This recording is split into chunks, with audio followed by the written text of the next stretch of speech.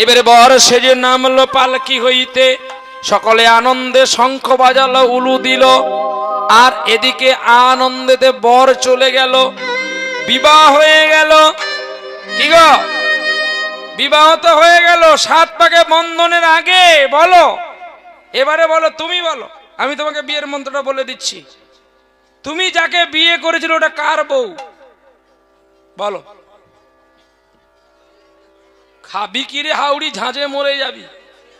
মাঠে না খেলা শিখে আমি ব্যাট ধরতে আসিনি।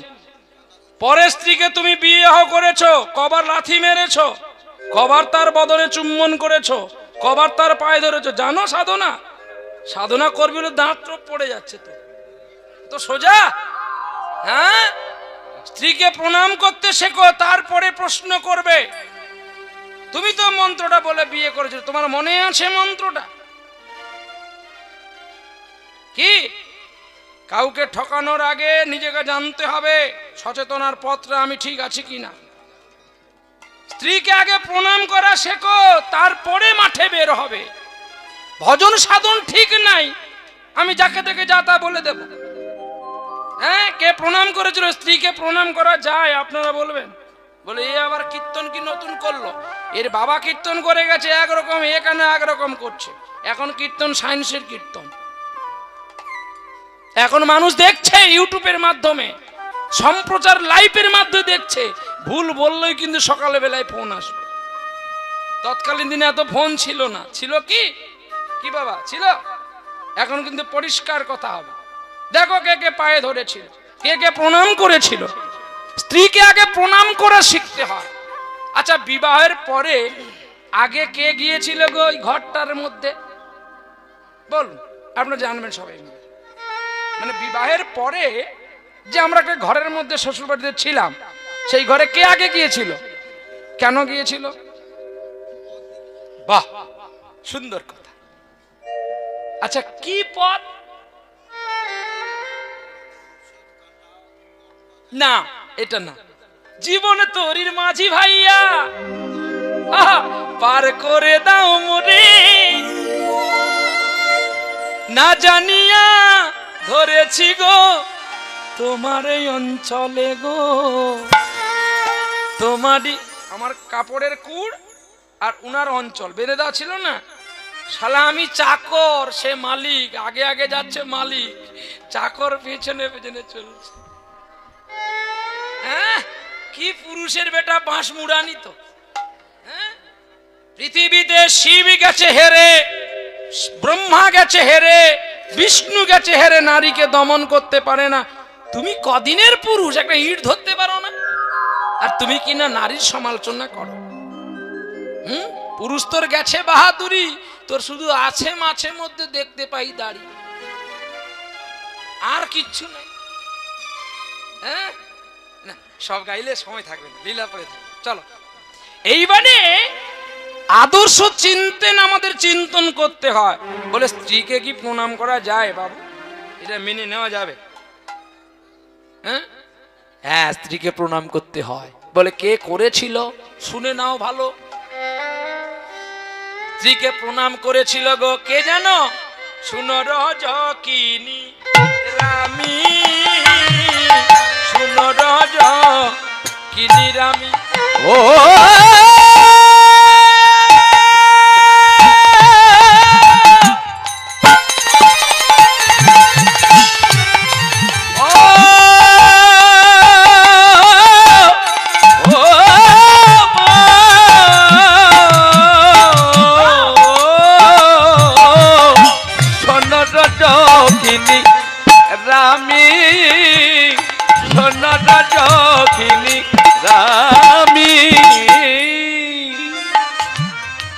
তোমার ও দুটি চরণ।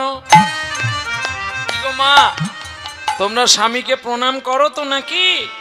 হ্যাঁ না বলবে তো? হ্যাঁ, প্রতিদিন করা হয় না মাসে একবার, না বাবার বাড়ি যাওয়ার সময় করা হয়, না দুর্গাপুজোর সময় সোনা কাপড় নেওয়ার জন্য? একবারে করেনি? ও বাবা রে, আমার বাবু সোনা বলছে আমাকে একবারও করেনি। তো তুমি একটু ঘুরে করো না। ও যখন করেনি তার মানে ও জানেনি, তো তুমি ওকে জানিয়ে দাও। বলে বাবা স্ত্রীকে আবার প্রণাম করা যায়? যায়। দেখো কে করেছে। বীরভূম জেলা নানুর গ্রামে, নাম তার চণ্ডীদাস ঠাকুর। যেই মেয়েটার সঙ্গে প্রেম করেছিল, ব্রাহ্মণের ছেলে হয়ে প্রেম করেছিল রজকিনী রামীর সঙ্গে, ধোপার মেয়ের সঙ্গে। আমরা জাত জাত বলি না, বলে তুই উঁচু জাত, এ নিচু জাত। বলে জাত তো মাত্র দুটা, আর যে এগুলো সব পরিচয়ের জাত। মানে আমরা করেছি জাত দুটো, একটা পুরুষ আর একটা প্রকৃতি। বলে জাত জাত জাত জাত নিয়ে কি ধুয়ে খাবি? কবে তার দেখা পাবি? আরে সে চিন্তা কর। শুধু জাত নিয়ে শুধু মরলি। আসলে জাতটা তুই ঠিক করতে পারলি না। জাত দিলেই তো জাত হবে। আরে বাবা, জাত না দিলে জাত কি করে হবে? এগুলো সাধন তত্ত্বের কথা। চলো সেখানে যাই।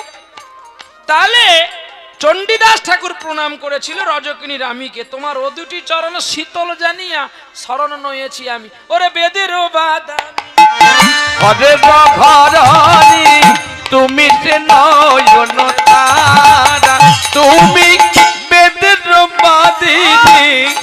ওরে রাঘরানি তুমি সে নয়ন তারা, ওরে রজকিনী রূপ কিশোরী স্বরূপ, কাম গন্ধ নাহি তাই গো, কাম গন্ধ নাহি তাই। তাহলে চণ্ডীদাস প্রণাম করেছিল। আপনারা বলবেন ও তখন এত পড়াশোনা করেনি তাই প্রণাম করেছে। ঠিক, কিন্তু জয়দেব, ভক্ত কবি জয়দেব কি মূর্খ ছিল? যদি সে মূর্খ থাকতো তাহলে সংস্কৃত সকলিক লোকলি করে 10টি অবতারের কথা নিশ্চিত তার মধ্যে জ্ঞান ছিল। তিনিও পদ্মাবতী চরণ ধরে বলেছিল, দে দে পদ্মায় আমায়, আমায় প্রসাদে দে রে, দে দে দে পদ্মায় আমায় প্রসাদ দে রে। আর বলো কে লিখেছিল এই শ্লোক খানি রে? পদ্মা প্রসাদ দে রে। বলো আমার বধূ দেখতে কেমন? বল বলে আমার বধূ দেখতে কেমন? জয়দেব কথা শুনে পদ্মাবতী বলছে, ওগো বধূ ঠিক তোমার মতো দেখতে গো। একই একই নয়ন, একই নাক, একই তিলক, একই রকম দেখতে। তাকে যায় না চেনা,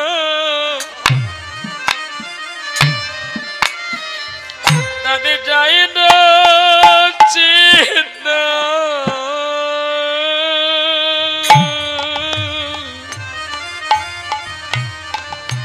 তার যায় না চেনা, তার যায় না চেনা।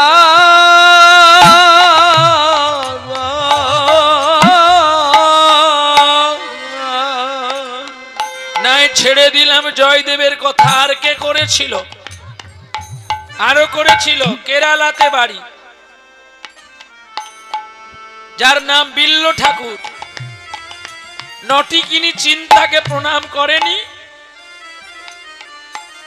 আরো একজন করেছিল এই মেদিনীপুর জেলার শেষ প্রান্তের জেলাটা, আস্তে, যে প্রতিদিন জবা ফুল তুলে তার স্ত্রীকে পুজো করত, প্রণাম না পুজো করত। একদিনেরই জীবনে তবু জবারে তোর কপাল ভালো, শ্যামা মায়ের চরণ তলে, শ্যামা মায়ের চরণ তলে তোরি শুধু ঠাই যে। একদিনের জীবন তবু জবারে তোর কপাল ভালো, শ্যামা মায়ের চরণ ছুঁয়ে, শ্যামা মায়ের চরণ ছুঁয়ে তোরি শুধু ঠাই যে। একদিনের জীবন জবারে তোর কপাল ভালো মাগো মাগো মাগো মাগো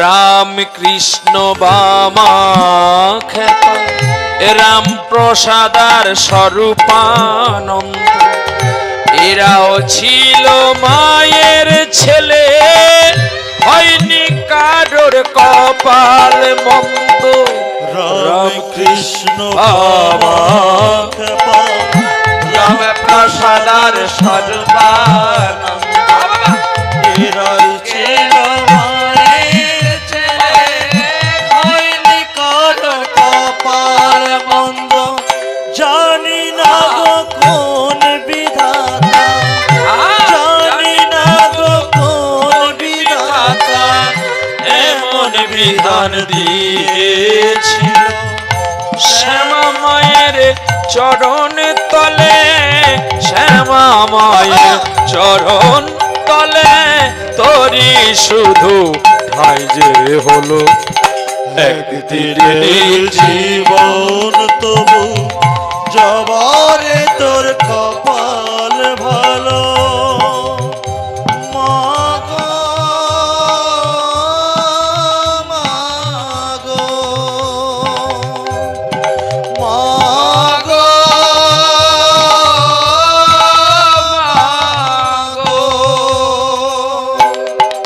শুধু রামকৃষ্ণ পরমহংসদেব প্রণাম করেননি, আরো করেছিল বৃন্দাবনে কালো সোনা, যাকে আজকে এনেছেন আপনারা বেদির মধ্যে।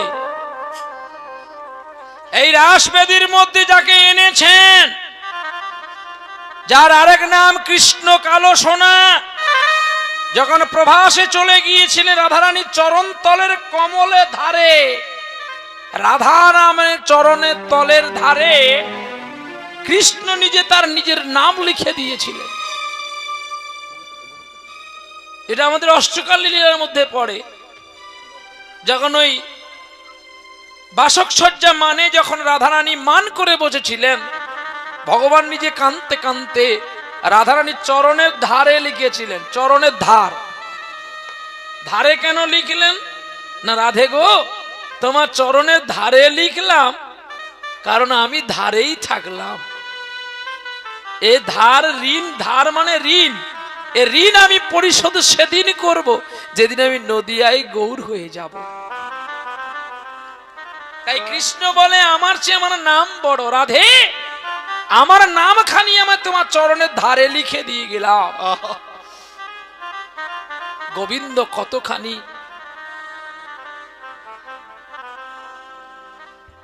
রাধারানীকে ভালোবাসতেন। আর আদ্যাশক্তি যোগমাং রাধা, রাধারানী এতখানি স্নেহ করতেন কৃষ্ণকে, আর কৃষ্ণ এতখানি স্নেহ করতেন রাধারানীকে, সেগুলো না শুনলে বোঝা যায় না। ঠিক তেমনি আগে আগে মেয়ে গেল, পরে ছেলে গেল, দায়িত্ব দিল কাকে? মেয়েটা মেয়ের উপরে দায়িত্ব দিল, আজ থেকে তুমি আমার জীবনের মালিক। আর দেখবেন ওইখানে বিছানার মধ্যে একটা শিব ঠাকুর ছিল না, হ্যাঁ শিলের নোড়া ছিল না, এখন আর নাই বাবা। বলে সে বিয়ে তো আর হয়নি, আর পাবেন কি করে? হৃদয় গৌর হরি বল। পরের দিন সকালে বেলায় পালকিতে করে বর বউ ঘরে আসলো। আর আপনাদের দেশে কি হয় গো, বউ ভাত হয় না? হয় তো নাকি? বউ ভাত হয় না, না বলবেন তো? হয় তো, এই দেশে হয়, বউ ভাতে দেওয়া হয় তো, এই তো হ্যাঁ মাথা ঢুকে বলেছে, হ্যাঁ ওই তো বলছে বউ ভাত মানে বউ ভাতে দিয়ে। আরে না, বউর উদ্দেশ্যে যে ভাতটা হয়, তাই তো নাকি? নতুন বউ আসছে, তার উদ্দেশ্যে যে রান্নাটা হয় সেটাকে বউ ভাত আমরা গাঁও কথাই বলি, নাকি? ঠিক তো নাকি? তাহলে এখানে মুড়ি ভাজা মেশিন কোথায় আছে? আপনাকে বলতে বলছি।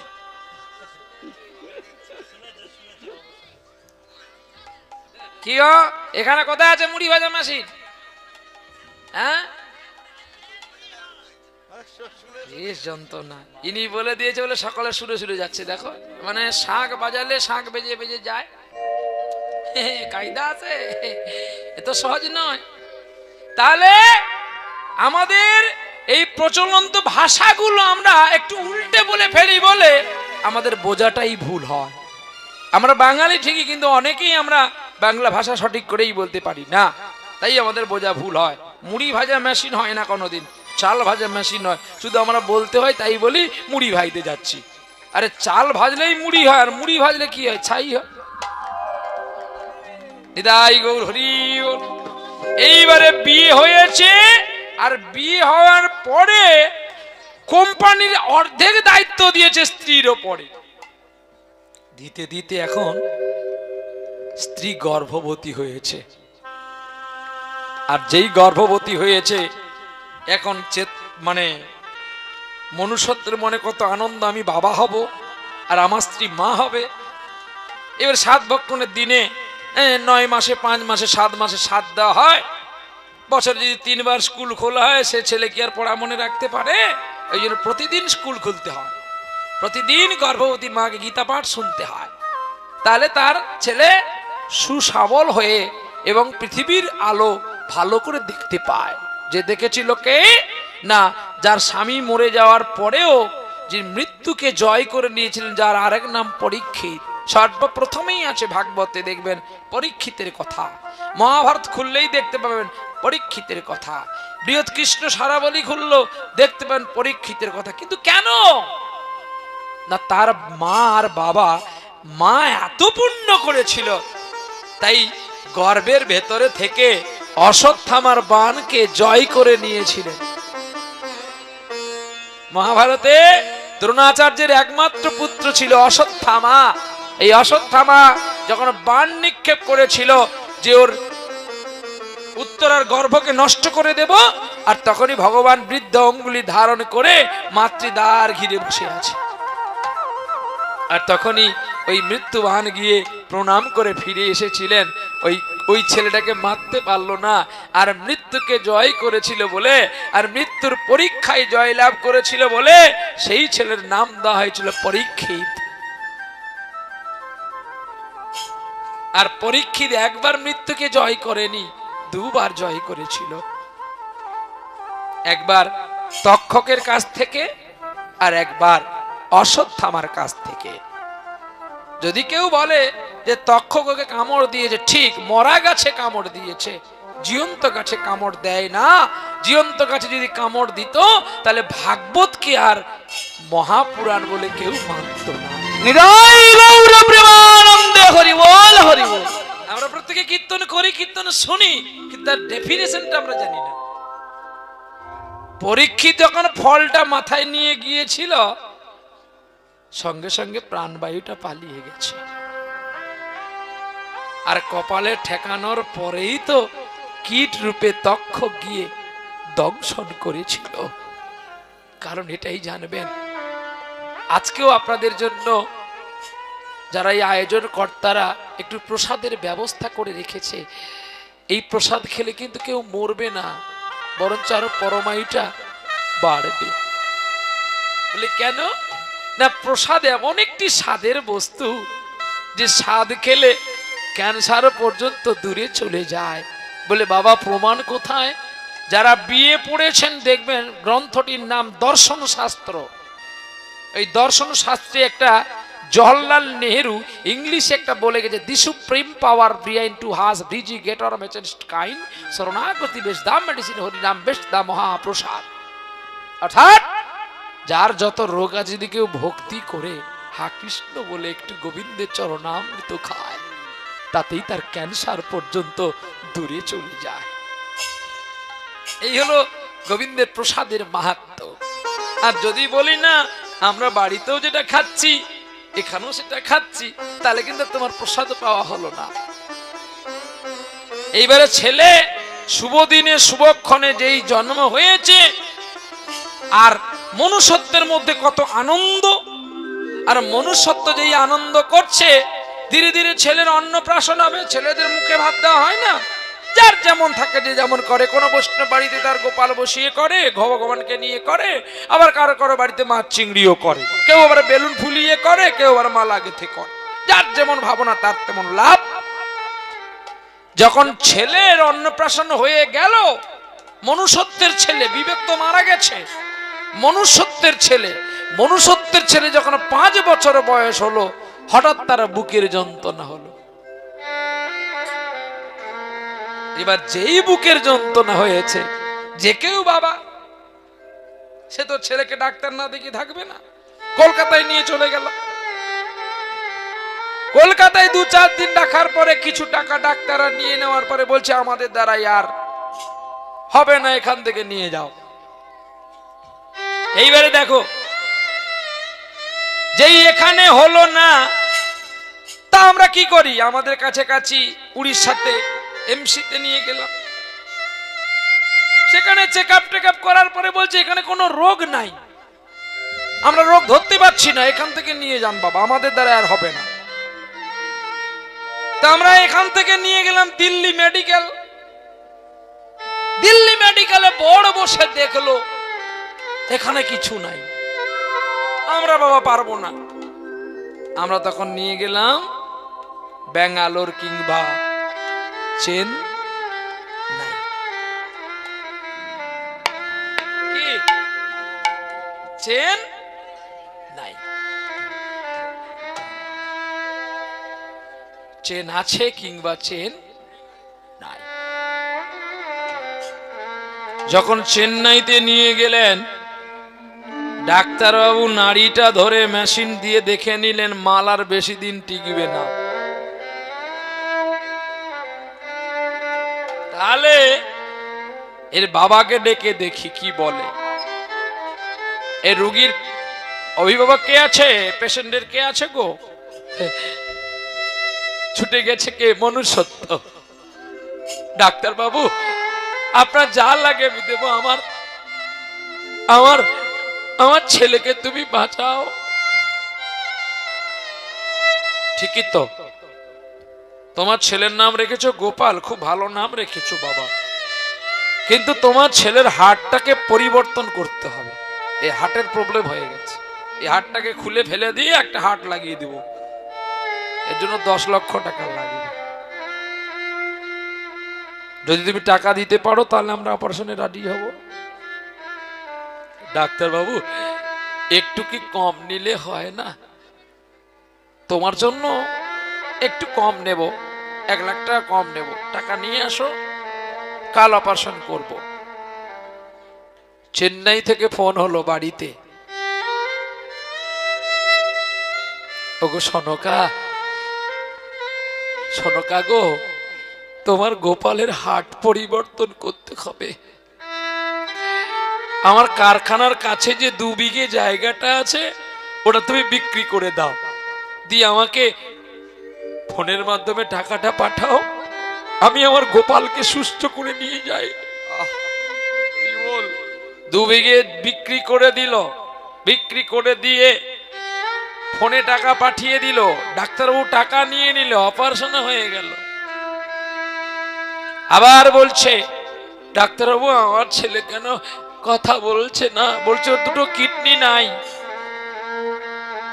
এই কিডনি 2টো পাল্টাতে গেলে 20 লাখ টাকার প্রয়োজন আছে, নাহলে আমি পারবো না। তখন স্ত্রীকে আবার ফোন করে বলছো গো সনকা, তুমি আমার ওই কোম্পানিটাকে বিক্রি করে দাও, আমার ছেলেকে বাঁচাতে হবে গো, তুমি একটু, আমার গোপাল আমার প্রাণ, ওর জন্য আমি সব করতে পারি। আরে তুমি কারখানাটা বিক্রি করে দাও, আমি যে আর গোপাল ছাড়া বাঁচবো না গো। কোম্পানিটা বিক্রি করে দিল, আর যেটুকু টাকা হয়েছিল স্ত্রী ফোনের মাধ্যমে পাঠিয়ে দিয়েছে। ডাক্তার টাকা নিয়ে নিল, অপারেশন হয়ে গেল। মিছে মিছে অপারেশন তো, শুধু কেটে সেলাই করে দিয়েছে। যখন এক সপ্তাহ পরে মনুষ্যত্ব ডাক্তারবাবুকে বলছে, ডাক্তারবাবু আমার খোকা কেন কথা বলে না?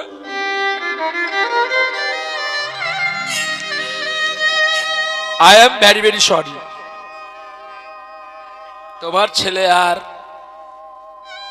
কোনদিন কথা বলতে পারবে না। কেন কেন ডাক্তারবাবু, আমার ছেলে কেন কথা বলতে পারবে না বলো? আমরা সব চেষ্টা করেছি, কিন্তু আমরা যে মেশিনটা লাগিয়েছি আর তোমার ছেলের শরীরের মধ্যে যে মেশিনটা ছিল, ওই মেশিনটা আর বিশ্বে নাই। আমরা ওর চেয়ে উন্নত মেশিন দিয়েছিলাম, কিন্তু দেহ পারমিট করছে না। অতএব ওকে বাড়ি নিয়ে গিয়ে যাও, যা খায় ওকে খাইয়ে দাও।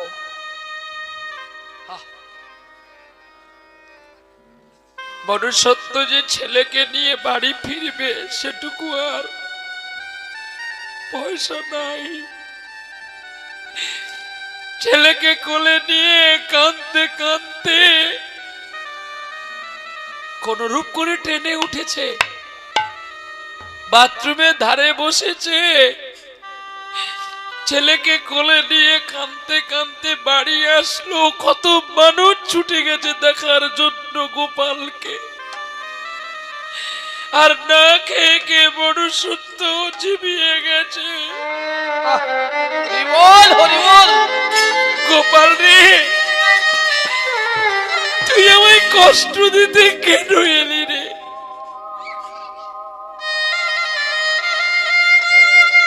ছোট্ট ছেলে বলছে, বন্ধু তুমি ভালো আছো? কি রে, আমি তো তোর বাবা গোপাল, এই তো আমার গোপাল কথা বলেছে গো, একটু জল দাও না, আমার গোপালের বুকে একটু জল দাও না গো। আমি জল খেতে আসিনি বন্ধু, আমি তোমার কোম্পানিটাকে শেষ করতে এসেছিলাম। আমি তোমার ছেলে নয়, আমি তোমার বন্ধু বিবেক। কি বললে? হ্যাঁ, আমি তোমার বিবেক। মনে পড়ে আমার মা নেই, আমার বাবা নেই, আমি সবকিছু তোমাকে সঁপেছিলাম। তুমি আমাকে এত ভালোবাসলে, তুমি আমাকে একটা পাথর দিয়ে মারলে। সেদিন কেউ ছিল না, আজকে সবাই জানলো যে তুমি কেমন মানুষ। সত্য, তোমার মধ্যে কেমন মানুষ সত্য লুকিয়েছিল আমি দেখালাম। শোনো শোনো বন্ধু, তুমি আমাকে মেরে যেমন আমার টাকা নিয়ে কোম্পানি করেছিলে, তুমি শুধু আমারটা মেরেছো, আমি তোমারটাও নিয়ে গেলাম, এবং তোমার কাছ থেকে আমি পুত্র রূপে হারিয়ে গেলাম। আমি বলেছিলাম না তোমার সঙ্গে আমার আবার দেখা হবে? বন্ধু শুনে রেখো, কাউকে কষ্ট দিয়ে, কাউকে যন্ত্রণা দিয়ে, কাউকে মেরে হত্যা করে কোনদিন বড় লোক হওয়া যায় না। সেটা কেবলমাত্র ক্ষণিকের জন্য। তুমি আমায় অনেক কষ্ট দিলে, আমি তোমাকে বড় ভালোবাসতাম। তুমি বেশ কয়েকদিন বড় লোক হলে না, আমার দেহটাকে তুমি কাষ্ঠ দিয়ে জ্বালিয়ে দিয়েছিলে। শুধু বড় লোক আর বড় লোক। হরিবল হরিবল। শোনো বন্ধু, মনুষ্যত্ব যদি না থাকে তাকে কখনো বড় লোক বলে না।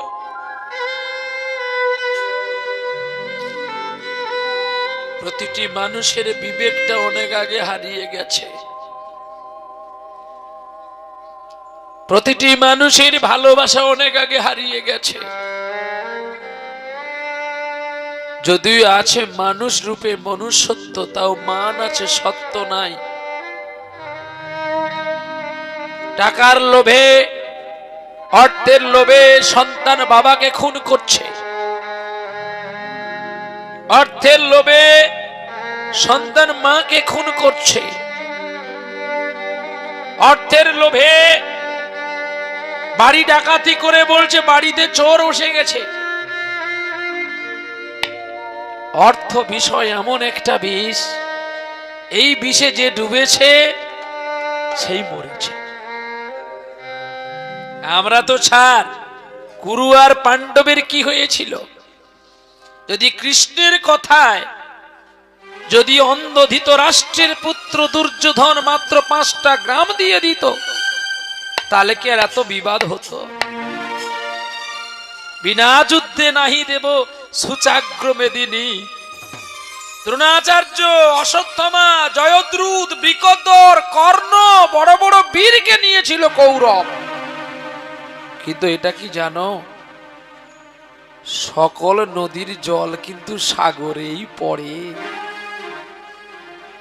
সকল নদীর জল কোনোদিন সাগরকে চঞ্চল করতে পারে না, কিন্তু সাগরের জোয়ার যদি ওঠে সকল নদীগুলো বন্যা হয়ে যায়।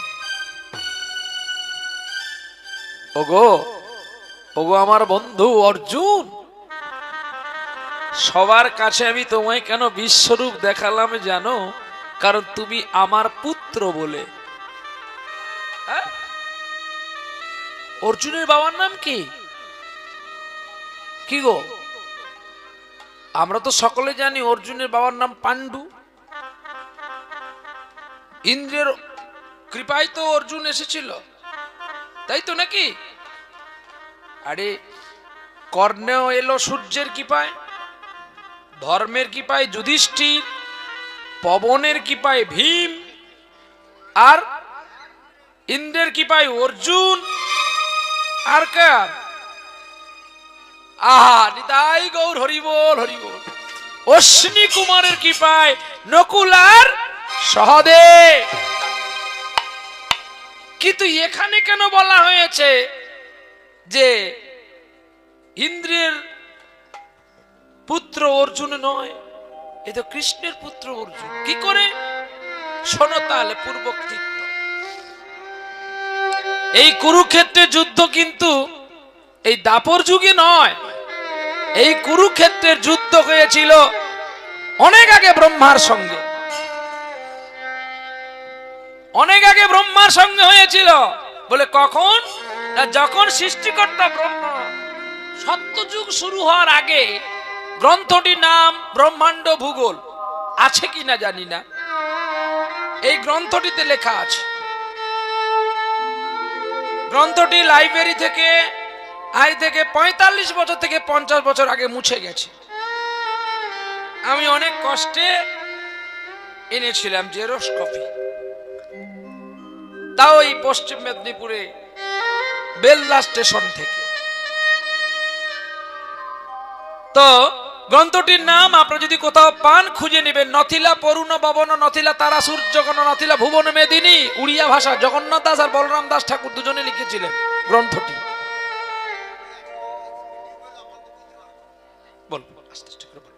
নথিলা পরুণ ভবন, নথিলা তারা সূর্যগণ। বুঝি পারিলে না? না পারো নাই? বাংলা কইতে হব না? বুঝেছি। নথিলা তারা সূর্যগণ, মানে যখন তারাও ছিল না, সূর্য ছিল না, চন্দ্র ছিল না, হ্যাঁ, অন্ধকার। আর অন্ধকারে জল স্থল আমরা কি জানি? আমরা কেউ ছিলাম না। নছিলা ভুবন মেদিনী, মেদিনী মানে মাটি, হ্যাঁ। শূন্য রূপে মোর রূপ, এই রূপে কোটি কল্প। শূন্য রূপে মোর রূপ মানে শূন্যের মধ্যে আমি ভাসমান হয়েছিলাম কোটি কল্প, মানে 71 দিব্য যুগে এক মৌনন্তর। হ্যাঁ, কত সুন্দর কথা দেখো, 71 দিব্য যুগে এক মৌনন্তর, 71 মৌনন্তরে ব্রহ্মার এক দিবস ভিতর। আর ব্রহ্মার একদিন মানে ভগবানের একটা পলক। চিন্তা করতে পারছেন কোথায় আছে ভগবান? মীরাবাই সুরদাসকে বলেছিল ভগবান ভগবান খুঁজ রে হে, बाल काटा दुकाने जाने के लिए भगवान मिल जाएगा। রাধে রাধে। क्या बोला है? अरे हिंदीते बाल बोले, बांग्लाते की बोले? चूल बोले। এখন তো ঘরে ঘরে চুলের ব্যবসা কি না বলে। আরে ভগবান খুঁজতে মন্দিরে কেন যাবি? চুল কাটা দোকানে গেলে ভগবান খুঁজে পাবি।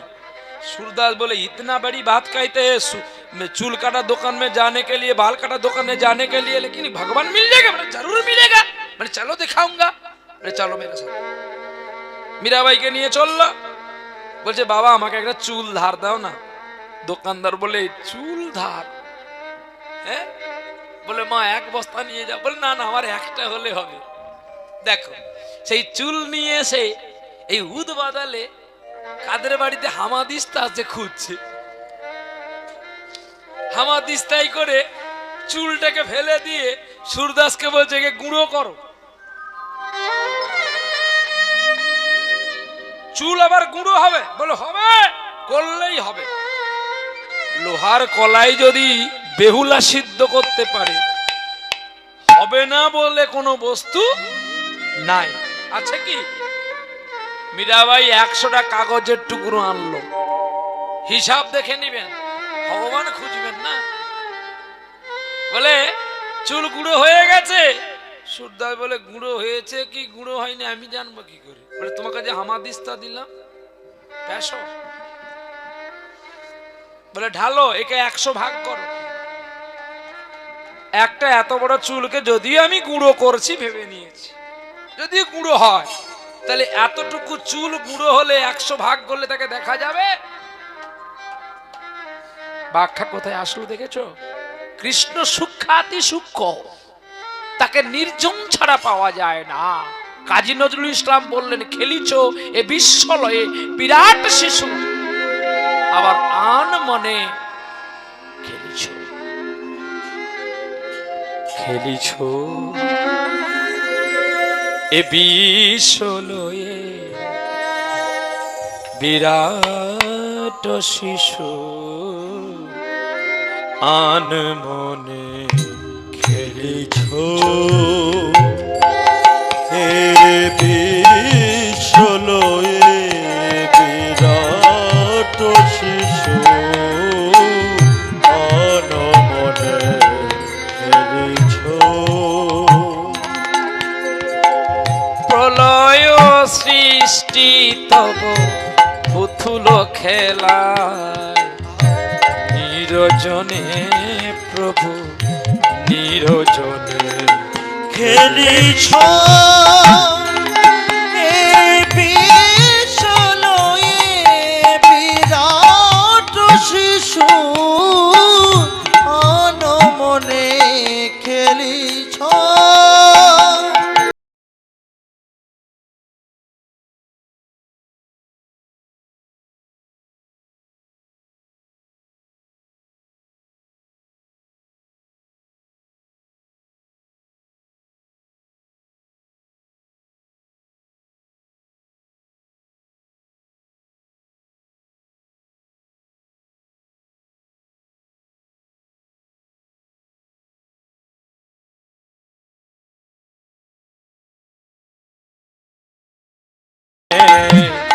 নিরজনে প্রভু নিরজনে খেলিছো এ বিশ্বলয়ে বিরাট শিশু, আন মনে খেলিছো। তারক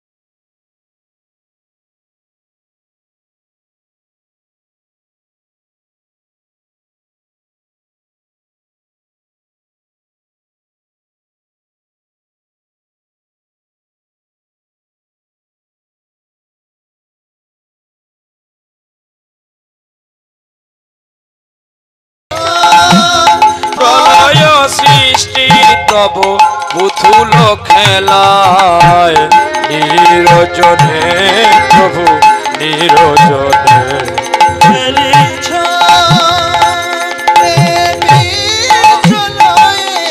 বিরাট শিশু আনমনে খেলিছ আনমনে